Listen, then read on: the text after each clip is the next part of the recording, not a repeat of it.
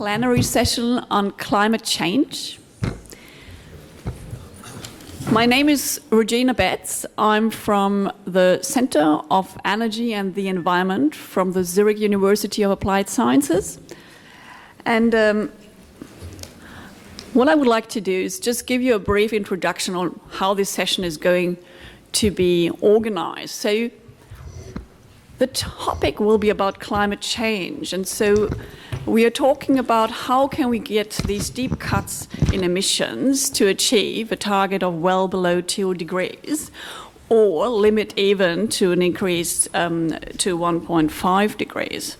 So when you look at the latest report from the International Energy Agency, you can see for reaching targets of 2 degrees, which is on your right-hand side, we need renewables and we need energy efficiency.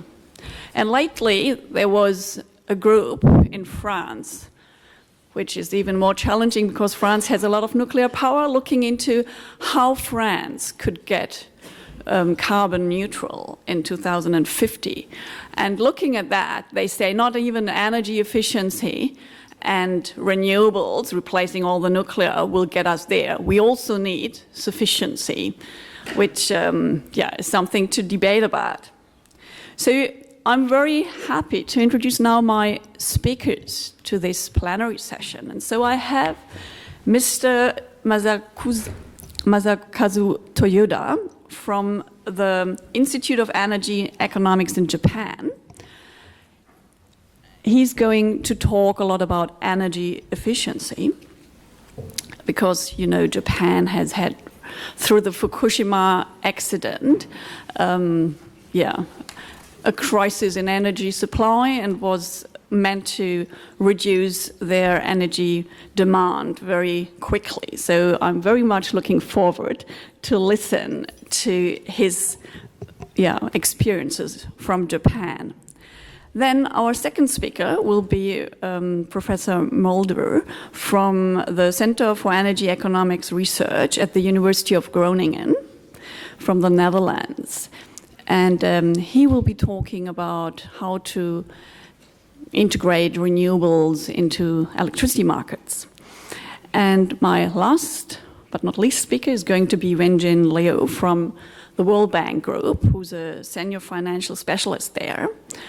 And he's going to talk about how can we get the finance together, the public finance, to get the investments into renewables and energy efficiency. So I'm happy to hand over now to my first speaker, and we will take all the questions at the end. So please keep your questions that we have a good discussion at the end, because they will kind of fit well together, running from energy efficiency over renewables into the investment challenge. So my first speaker, Mr. Toyoda, please join me.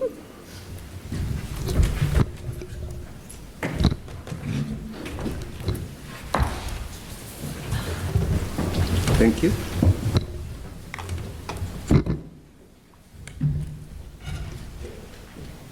Is it okay? Yeah, I think so. Let me see.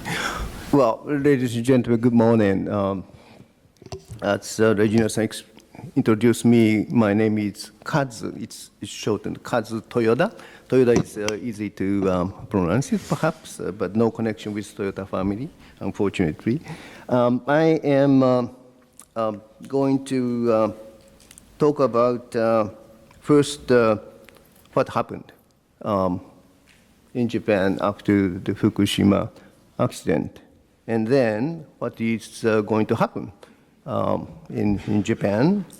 And thirdly, let me go a little bit more than energy efficiency. I would like to have a few words on Paris Agreement, and then lastly, we may need a new approach. I would explain to you what does it mean. First, after the Fukushima nuclear accident, we had a huge problem in terms of energy security, in terms of energy efficiency, and the environment, I'm sure you can easily understand why we had a problem. Because all the nuclear reactors were shut down. And we had about 20, or probably 30% of power generation came from nuclear, but it's gone. And so we had a serious problem. First, in terms of energy security, we saw that the dependence on Middle East again increased. Self-sufficiency ratio went down from 25% to 6%. And electricity price, economic efficiency, it went up. Clearly, in Japan, the nuclear power generation is the cheapest and replaced by gas power plant and oil power plant. And so for residential area, perhaps the price went up 15%, and for industrial sector, 20%. The biggest problem was on the environment. All of a sudden, 30% of nuclear is gone, zero emission is gone. And so our emission started increasing after the Fukushima accident. We had a commitment, 6% reduction of CO2, compared with the level of 1990. It's a Kyoto agreement, and so we need to meet that requirement, 6% reduction. We couldn't. And so what we did is to purchase emission permits. And so I think we could achieve the target, but with the purchasing emission permits. And we spent almost $6 billion US for purchasing emission permits. And then what is happening in Japan? What we are trying to do in Japan. First, we like to promote the further energy conservation. Here is a target made by the government. We are trying to achieve 35% improvement of energy efficiency over the next 20 years. It is comparable or tantamount to the efforts which we made after oil crisis, 1973. Before the accident, over the 20 years, we could attain only 10% improvement of energy efficiency. So compared with that, it's a huge challenge for us. How we could do that? I don't go into details, but we try to have a new introduction of regulation, and we also try to provide incentives. Probably 3 points are important. Somehow promoting the renewal of equipment in the industrial sector, and we promote information technology for all the sectors in order to improve energy management. And third, there is room to improve energy efficiency in the building sector. So these are the main pillars of that. But maybe it is interesting for you to see what the behavioral change, how behavior change contributed to energy conservation. Here is one interesting study. Between 2010 and 2015, the electricity demand went down by 13%, and almost half of that could be achieved by behavioral change. Behavioral change means people try to save their energy at home, at their offices, not necessarily regulate, depending on the regulation or even incentives. And the question is whether it is sustainable, how much we can do. Now the price of oil comes down, gas price also comes down. I think there is a limit for us to see the continuation of such energy saving efforts by behavioral change. But you could see how important behavioral change could be. And so this is not sufficient, unfortunately, in Japan to meet the target or to lower the emissions. And so the government tried to introduce energy mix. You could see three sort of quantitative targets. I don't know, doesn't work. First, we need to improve self-sufficiency ratio from 6% up to the original level 25% before the Fukushima accident. And the electricity cost, the electricity rate need to stay at this moment even in 2030, and then greenhouse gas emission reduction target need to be comparable to the level of US and Europe. By having those three quantitative targets, we try to have energy mix. First, we had an electricity mix. Here you could see renewable energy and nuclear and LNG and coal, and oil is almost 0%. By having that, we could have a target of 44% zero emission power generation by 2030. And on the basis of that, we could have a primary energy mix, and there 24% could be from zero carbon energy. And by doing that, we could not only have a target comparable to US and European level. The base year is different, but Japanese target is 26% reduction from 2013 level, and US 26-28 from 2025 to 2005, and EU 40% reduction from 1990. Can we achieve this? I think it depends on how nuclear reactors being deoperated. This year is going to be a good year. At this moment, 5 reactors are in operation and 4 reactors are coming soon, within a year. And then we would attain perhaps 5% or 6% of power generation be zero carbon. But our target is 20%, so there is a long way to go. But probably this year will show you a good sign of achieving this target by Japan. But let me say a few words. I hope I have a few minutes more.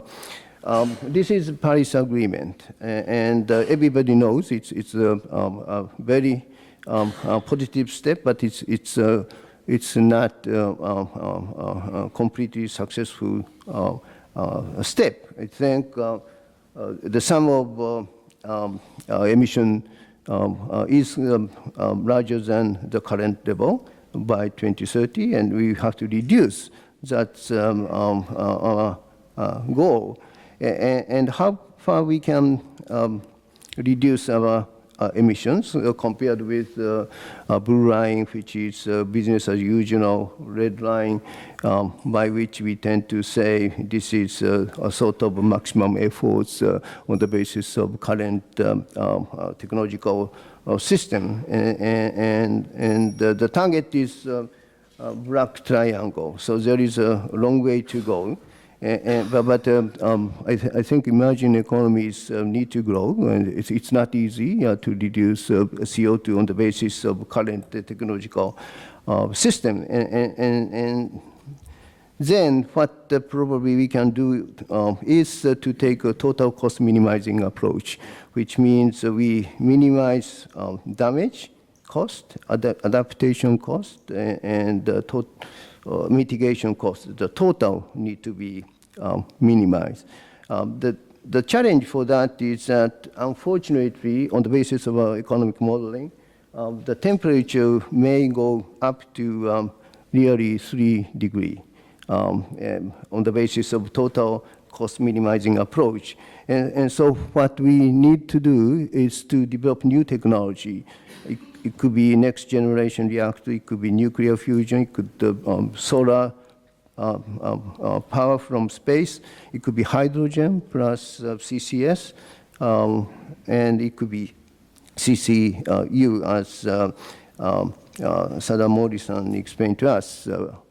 And if we could achieve sort of hydrogen, zero carbon hydrogen production from fossil fuel plus CCS, and then we could reduce CO2 further. But for such a country as Japan, which do not have CCS sites, and then we could import hydrogen. And then we could have another group of zero carbon energy. And by doing that, we could, please look at the dotted line, we could attain the temperature rise below 2 degrees. But the point is, we couldn't succeed in developing those technology at affordable cost, and so we need maybe 30 years more, 40 years more. So maybe by 2050, it is extremely difficult to attain the target of 450 ppm scenario, but it's not the end of the world. If we could promote new technological development, and then we don't have to give up 2 degree scenario. I think I had better stop here. Thank you for listening. Thank you.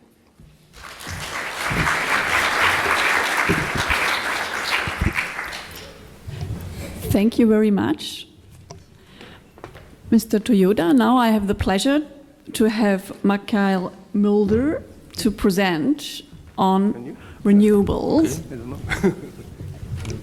Can you help me? Yeah.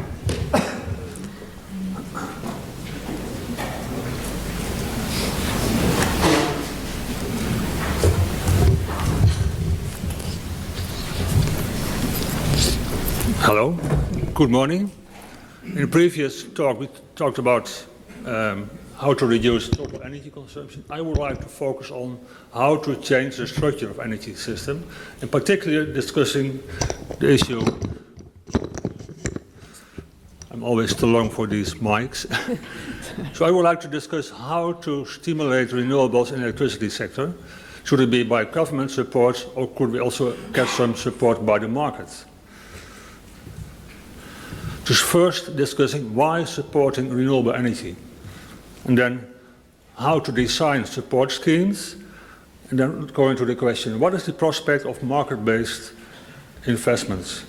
We could also discuss what will be the consequences of renewables for the electricity system. Do we need capacity markets or something else? But that would be too much. Maybe if you have a question on this, I would like to discuss how to support renewable investments. Many countries have objectives regarding the share of renewables. In Europe, for instance, the European Commission wants to have 20% share of renewables in 2020. Although there's a huge differences among countries, and in Sweden and Norway it's much higher. In the Netherlands the ambition is 14%, but also the performance of countries in realizing the shares of renewables are really different. Looking to my own country, the Netherlands, although we have a really low target of 14% share in 2020, we are still performing really bad. The current share of renewables is no more than 5%. So there's a huge difference. But nevertheless, in all countries we need to invest a lot. Here we see how much has been invested globally in different regions, in particular in Europe, but also in China. Billions of euros have been invested and have to be invested in the future. But looking at the power market, why do we need support? And we also all know that the cost of wind and solar are declining. And the metric used for assessing, comparing renewables to fossil fuels is the levelized cost of energy, which includes all cost, fixed cost, variable cost. And here in this slide, recently published by Bloomberg, we see that within a few years of time, the levelized cost of wind will be, and also solar will be below the coal power levelized cost in 2020. So after that period, a commercial firm would invest in wind or solar and not in a coal-fired power plant anymore. Although, if you only look at the levelized cost, maybe you forget another part of the story, and that is that the average price of renewables is below the price of conventional producers, because they only produce when all the others produce, and then the prices are low, so they do not benefit from scarcity in the market. And we also know, and this is called the market failure effect, that the higher the share of renewables, the lower the average price is of renewables compared to the others. So this makes the story for renewable investment more complicated. But in the near future, nevertheless, renewable investment will become more competitive than compared to fossil fuel plants. So why do we still need support for renewables? And that's another issue. That's not related to the levelized cost of energy, but we are talking about an energy transition. And what do we mean by energy transition? We want so that conventional power plants are replaced by renewables. And the power market does not give a price reward for that type of investments. Here we see just a standard picture of an energy-only market where we have only a price for electricity, for producing electricity. If there is overcapacity, demand is below the capacity constraint, the price is only determined by the marginal cost. Only when demand reaches the capacity constraint, the price will go up, we will have peak prices, and then there is a reward, an incentive for investing. So as long as the demand is below the capacity constraint, prices are only determined by the marginal cost. So no return for investment in whatever type of technique. And this is what we see in many countries. And most systems are dominated by conventional plants. Here we see the share of coal-fired power plants. In USA, in most countries about 30 to 40%. Also in Germany, where we have the Energiewende, energy transition, the share of coal-fired power plants is still about 40%. And there's an overcapacity.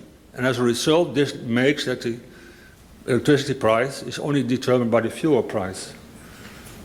So there's no return on investment. And that's why if we want to have a replacement, have more investment in renewables, there's an additional support needed. Right?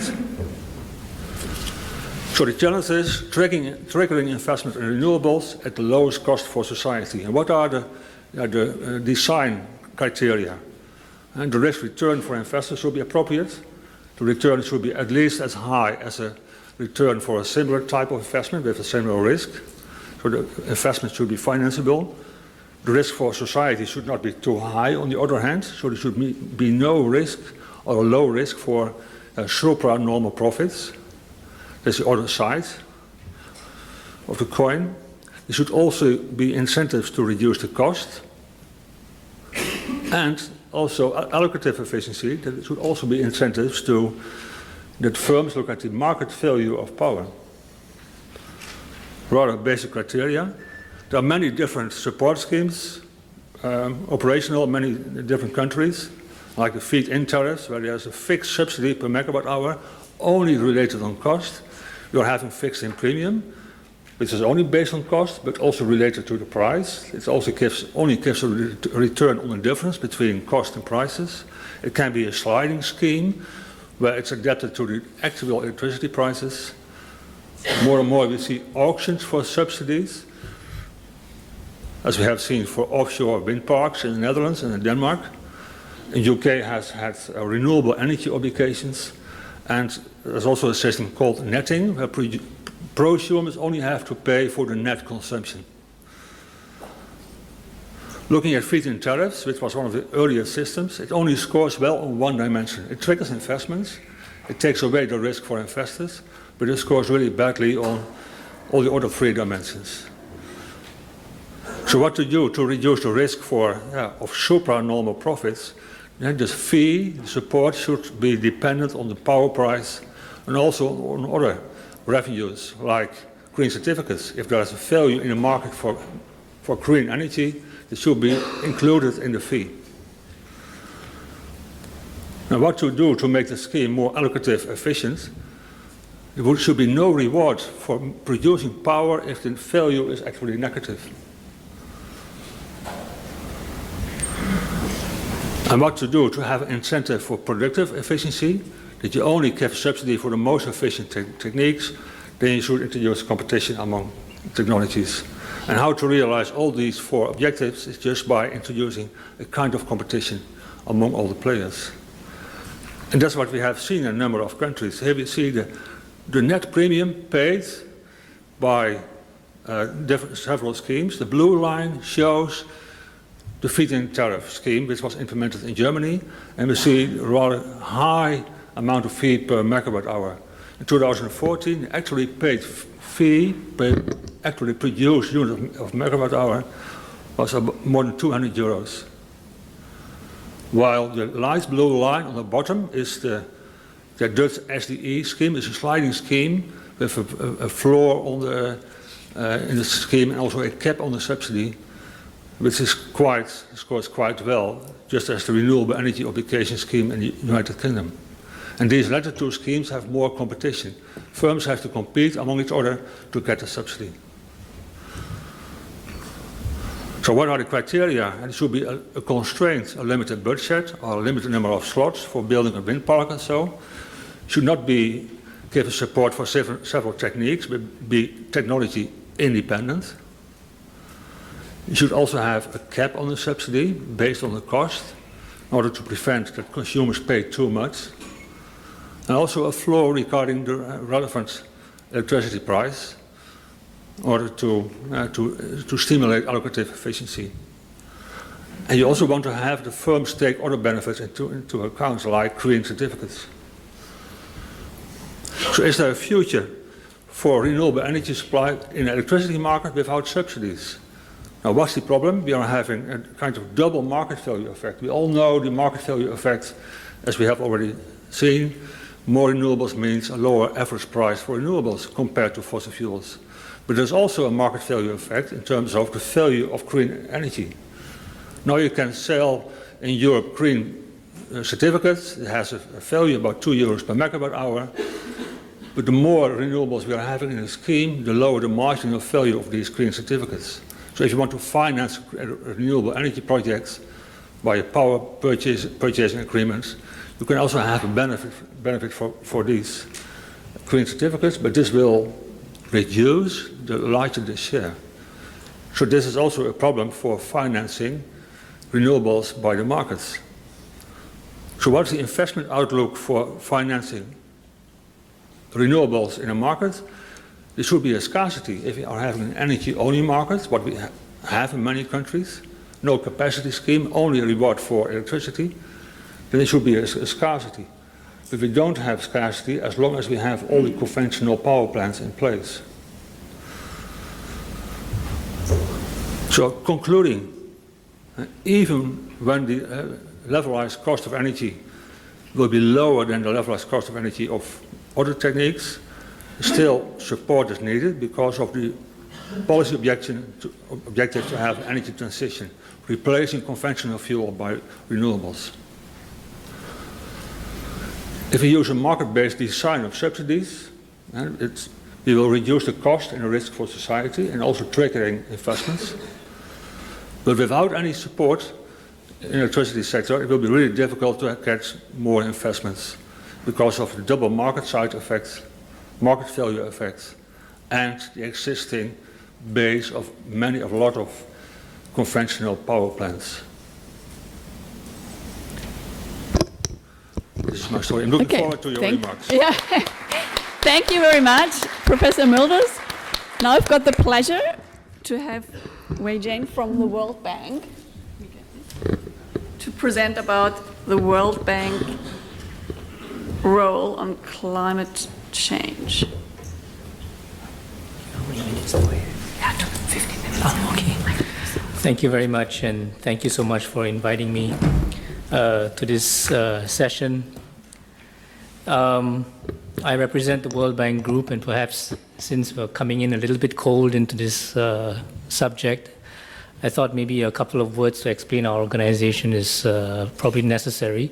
The World Bank is a development financier. It is a little bit unique in that it's a multilateral organization owned by governments, but we do raise capital from the capital markets based on our AAA credit rating. Our basic products, if you will, is financing and knowledge and expertise and advice to governments.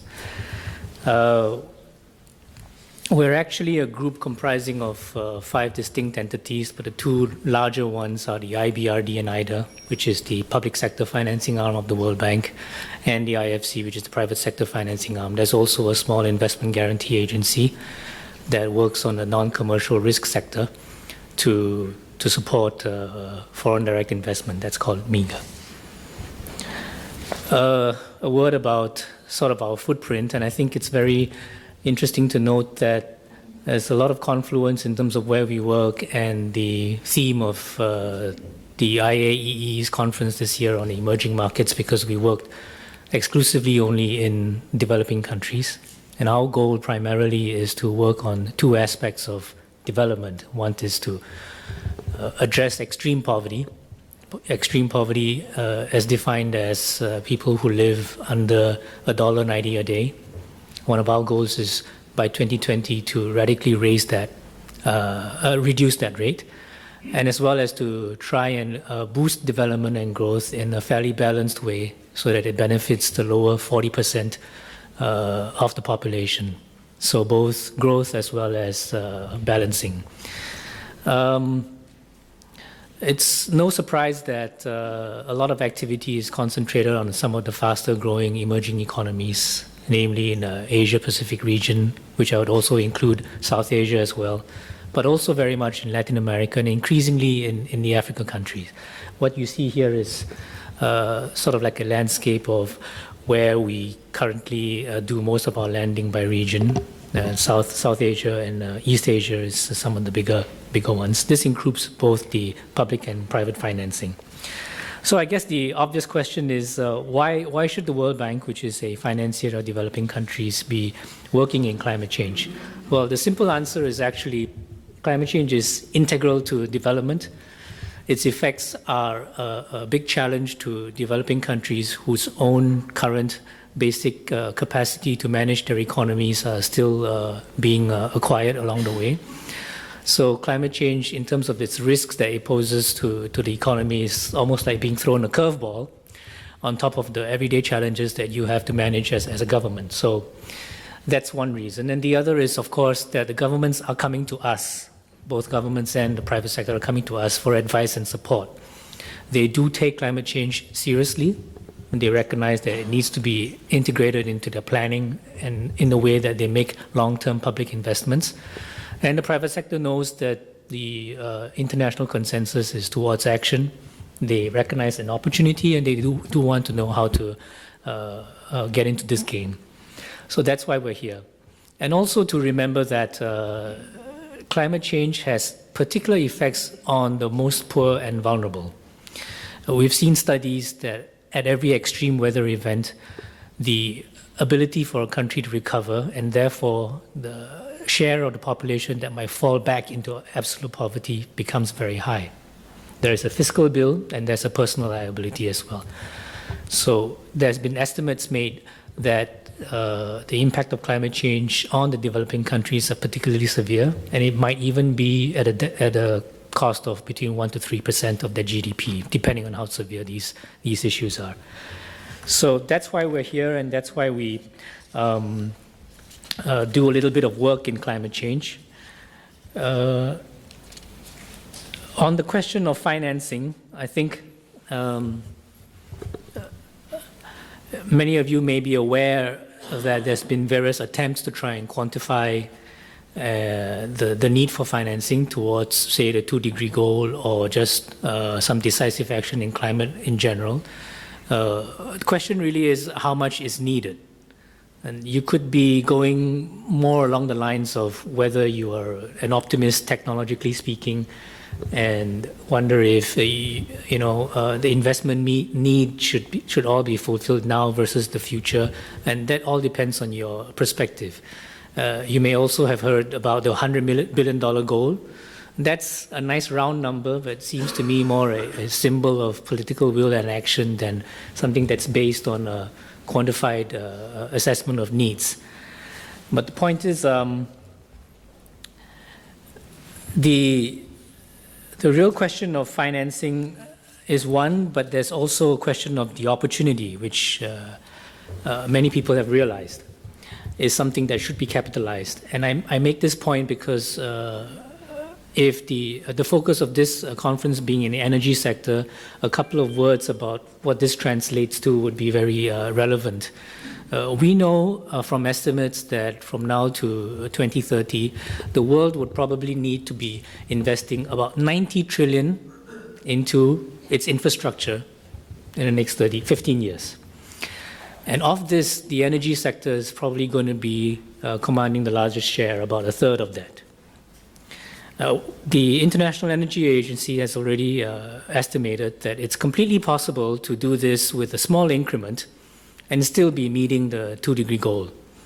They've done some interesting analysis, which I pull out from the new climate economy report, that says that if on the business as usual scenario, you commit to doing maybe a little bit more in energy efficiency than you were planning to do, about maybe 37% more, and a little bit more in investing in your core infrastructure, and by that we mean the power sector, buildings, etc., and sort of balance this a little bit with a slightly smaller investment into primary energy. You could have the energy sector achieve the 2-degree goal at a very small incremental cost. The portions that are attributable to what's needed in the energy sector is about $3.5 to $4 trillion a year. And if we're talking about doing 37% more in energy efficiency and a little bit more in renewable energy, it's a point to be made that there is a tremendous opportunity and, in fact, also a need for action here. So we're already seeing the shift towards green energy and the green economy. And as you know, perhaps it's been publicized that in the US last year, actually these were from 2015, the number of jobs in the solar energy industry has already overtaken those created in the oil and gas sector. And we're also seeing the same in China. The number of people leaving the coal sector and entering the green job sector has increased. So where is the financing coming from? That's the eternal question, and I think one of the jobs that the World Bank places itself in is to try and inform the public about the nature of the challenge and also where the opportunities are. Our private sector financing arm, the IFC, has put together a sort of like a heat map to indicate that of the 21 emerging market countries that have a relatively well-developed private sector, they've drilled these down to what are so-called the accessible investment opportunities in each of the sectors. And I think you'd see that a picture like this would immediately start getting the private sector to pay a lot of attention. In the East Asia Pacific region alone, for the building sector in China, Indonesia, and Philippines, a total of about 13 trillion in investment needs. Latin America, another 1.5 trillion. So it's an analysis like this that we put out to try and create the awareness and drill down from the NDCs what the opportunities are. And clearly, of course, even private companies and sponsors do not finance their investment plans by themselves. They will need financing. Where is that financing going to come from? From the World Bank's perspective, we see the need to try and mobilize investors into the green economy space, into renewable energy, clean energy, that they were not previously participating in. And this would be, perhaps you've already seen in the news, the rise of the issuance of green bonds. We were an early issuer of green bonds to try and stimulate this particular new form of capital instrument, maybe about 10, 15 years ago. We are not currently the largest issuer of green bonds, but we were part of sort of stimulating its original conception. So to date, we've provided about 10 billion of green bonds from the IBRD, which is the public sector side, and about 6 billion in IFC side. But in general, the challenge of greening the financial sector is not going to be an easy one. It takes more than just getting some institutional investors a little bit more interested in investing in climate change and climate-friendly projects. It requires a kind of a shift in thinking by the financial sector, by banks and by funds. And to do that, there is, of course, the need to have more transparency about the opportunities, but more information about the risks, and tools and methodologies in order for them to underwrite credit risk. So all that is a work in progress. We believe that we're at the start of an era where banks and other capital providers are more aware of, first, they're already aware of the opportunities, but they're also more able to react to this opportunity. There's more work to be done, and the green bonds is just a beginning of that story. But I want to come to my main point, and which is that we're talking about investments that are large, capital intensive, and will last for several decades. Most energy infrastructure will last for 20, 30, 40 years. And private investors or even governments will not or should not act on just the circumstances for a couple of years. They need a very long-term signal, price signal, an incentive. And I am talking about a carbon price. Financing will not flow without all the things that my previous speaker has mentioned in terms of addressing energy subsidies, etc.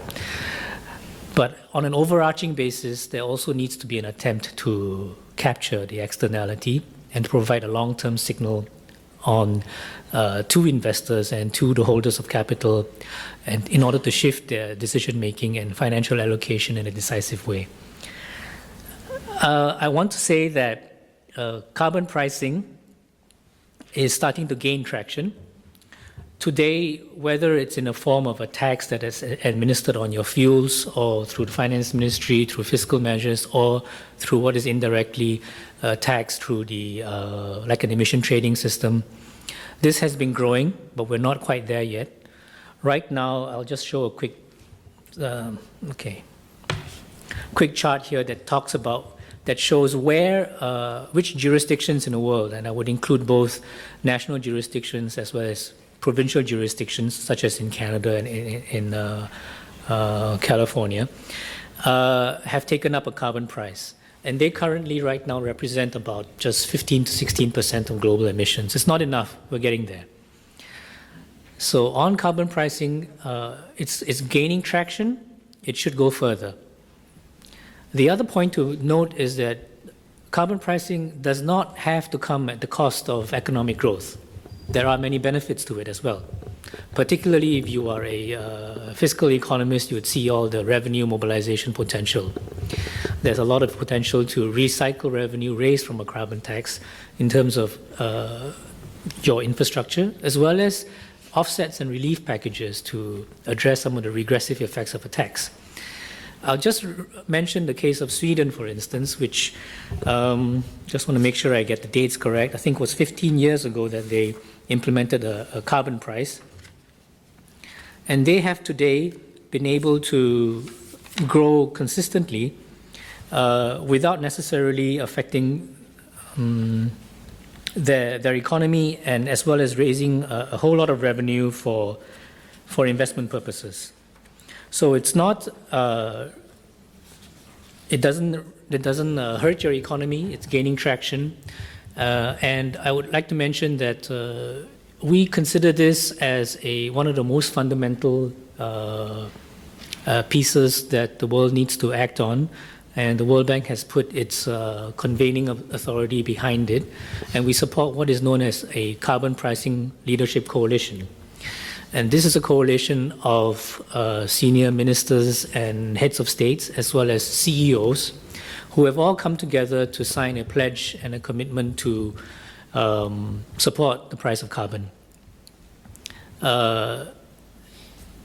There is a technical group that is supporting this CPLC, Leadership Coalition, and it's led by two former World Bank economists, chief economists, who are actually Nobel laureates as well, Lord Nicholas Stern and Professor Joseph Stiglitz.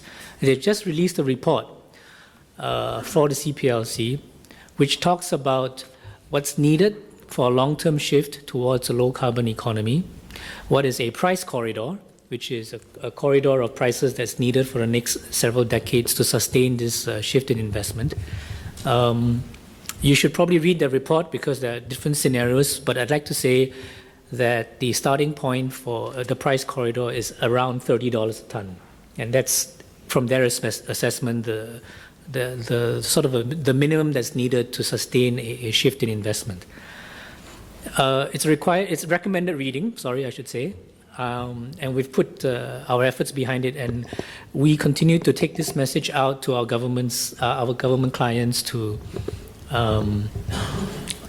advocate for a reversal of some of their energy subsidy policies and to rationalize their tax codes to perhaps promote a kind of a volumetric-based tax that's close to a carbon price. If they've opted for an ETS, we would support them on that as well. And to carry the message around to all the ministers and CEOs. Now, I know I'm running out of time, so I'll skip through all my slides. I'll just also mention that the bank, in its own direct financing, has committed to put more of its financing towards climate change action. Of our annual lending, we currently now lend just 21% that would be qualified as climate responsive or climate qualified. We will almost double that in absolute terms and raise our commitment levels up to 28% of our financing, and it would be roughly 29 billion a year of financing towards climate change. So I'll just end quickly with this slide, which is a snapshot of some of the leaders that have put their weight behind the Carbon Pricing Leadership Coalition. The Minister of Colombia, for instance, Finance Minister of Colombia is one. Major CEOs, the Finance Minister of Finland, as well as all the others. So please do visit the website of the bank as well as the CPLC. We have some other work and case studies that may be of interest, and I mentioned this quickly because in the previous speaker's analysis of what happens in certain energy markets and why you need to address the fact of a lower levelized cost of energy, but the financing is still not flowing. We've seen that too. Mm-hmm. And we've seen that it requires a little bit more than just the average cost to be brought down. And we've experimented with different things, with increasing the risk. Let's put it, offer credit risk enhancements to the off-takers in order to make them more attractive and make them a safer bet for private investors. And we do that with a little bit of concessional money. You've heard of the climate investment funds. There could be more from the Green Climate Fund. We work closely with those as well. So I'll just stop here and happy to answer any questions. Thank you. Yeah, thank you very much, Weijen. Now I would like to invite all the speakers of the panel back to the panel. And now my question to Tony, do we have the 5 minutes we started late in addition, or do we have to?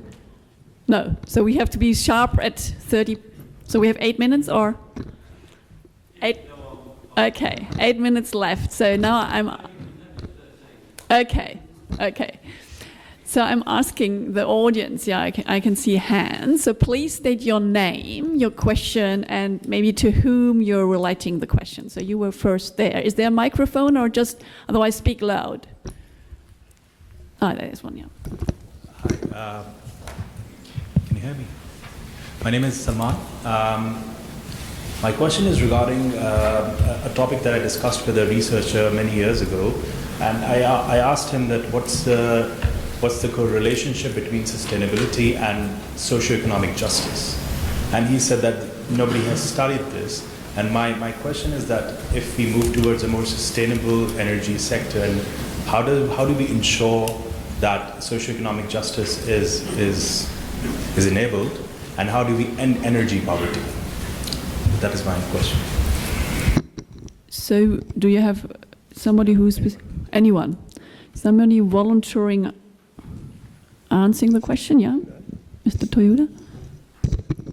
Well, I think it's very important question, energy poverty, how to address energy poverty while addressing climate change.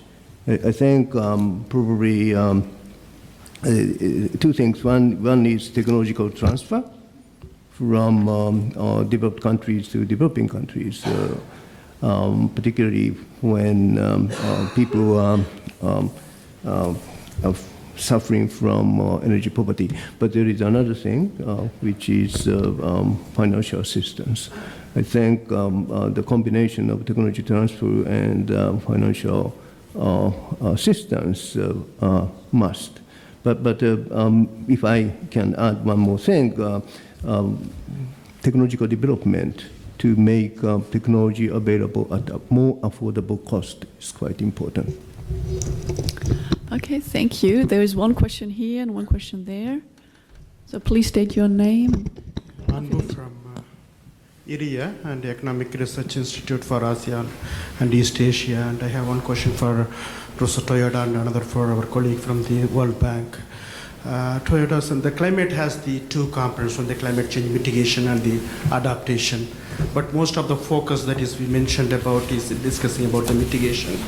But how to make that energy sector resilient to the climate change, the disasters, is an important question. For example, hydropower development or the making the structure that is the transmission structure resilient. So where we are now and how we can move forward. That is my first question. Second question is about the financing the climate change, and here we have plenty of capital, but the thing is it has been not coming into this low carbon energy infrastructure.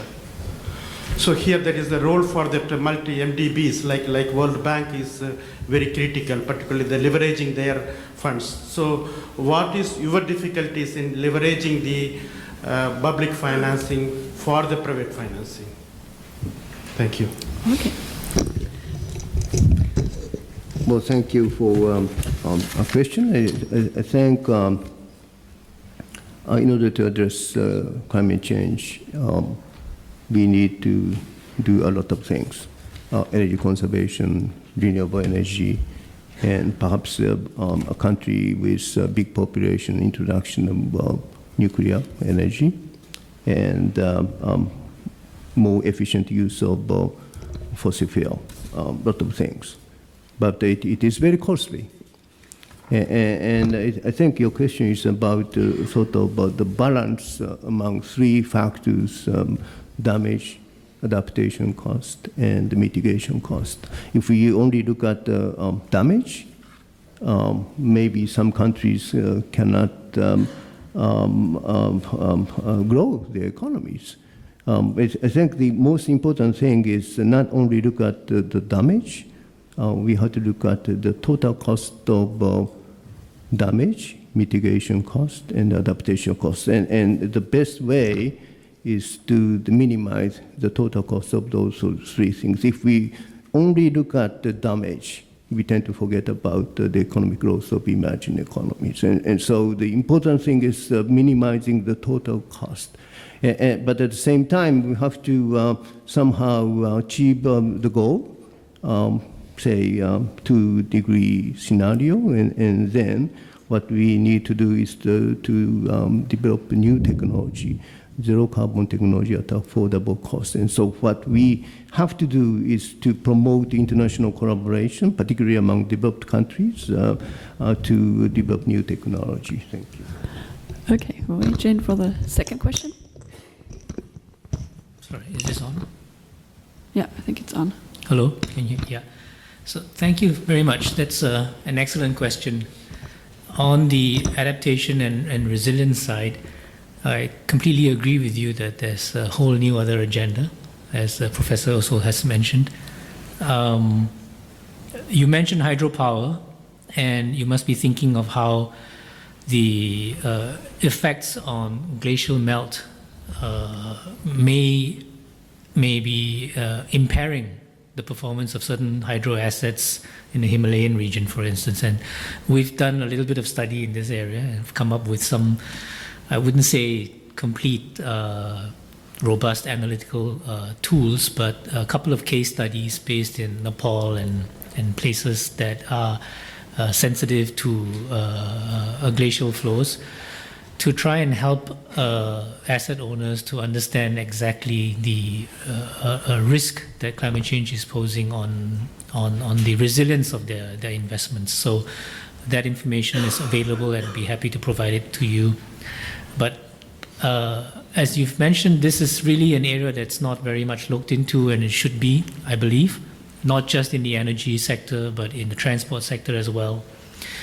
As you probably will imagine, at any severe weather event, you'd have not just energy infrastructure potentially affected, but transport infrastructure as well. I have seen entire road networks swept away after a heavy storm in Mozambique, and it's also happened in the lower lying parts of the Mekong region in Vietnam. And there are economic centers and connectivity infrastructure that are extremely vulnerable to climate change. And that's something that we all have to bear in mind. The second part of your question has to do with mobilizing financing. Thank you for addressing the question to me, although I just have to mention that we are a sizable multilateral development bank, but in the context of global foreign direct investment, we're not very large. What we do pride ourselves in, I think you can say, is that with the help of a few shareholder countries that are donors to the cause, we've been able to experiment and pilot little approaches here and there, mainly to demonstrate how this can be done at a wider scale. Call it a pilot for further replication. And our partners are the supporters of, say, the Climate Investment Fund, the Global Environment Facility. The governments of Netherlands, Germany, Switzerland, and Japan are all on the boards of those funds. Thank you very much. We've been able to produce some cases where, with a little bit of credit enhancement to the off-taker, you're able to take away that little niggly bit of risk that's in the mind of the private investor that's sometimes in the way of concluding a deal. We've actually already concluded 2 reverse auctions on solar projects. And these are situations where you don't necessarily see a very, the levelized cost of renewable energy is almost at parity with conventional sources, and yet it doesn't happen. And where it does happen, we want to make sure that the government is not paying too much for these PPPs. So we've done a reverse solar auction. We've helped Mexico to do this, as well as Zambia, for instance. And the government is very pleased with the result. And I'm told, I don't remember whether it's gone down to the 5 to 6 cents per kilowatt hour rate, but I don't work in these projects myself. But it's supposed to have produced some impressive results. So these are little things that we do to try and increase the appetite of the private sector to get into the game, so to speak. We've set ourselves a target as a group that we will be part of facilitating up to 30 gigawatts of renewable energy installation. So we've now only done 10. We want to do more. And there's also a private sector mobilization goal associated with this target that we want to also mobilize private financing as well. So we've reached about only half of that. So that's only like 6 billion. So there's much more work to be done. I agree it's not simple, but bit by bit, we are not the biggest player, but people do tend to pay attention to where we work, and we try to be the first ones to demonstrate how things might work. So hopefully we'll get there. Thank you. Thank you, Weijen. So I'm looking for a last question to Professor Mulder. Is there anybody asking a question? Okay, you. He hasn't been asked. Chien Yang from Taiwan. I have a question for three speakers. Number one for